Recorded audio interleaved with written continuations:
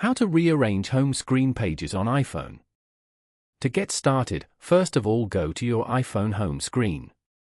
The home screen is the primary interface for accessing apps, widgets, and system controls. Over here, long press on any empty area of the home screen until the icons start to wiggle and a minus sign appears on each app icon. Go to the top left corner and tap on Edit. Then, tap on Edit Pages. You can now view and edit the home screen pages from here if you want.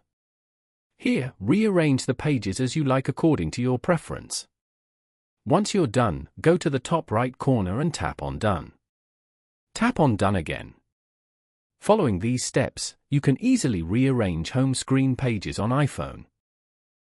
Thank you for watching.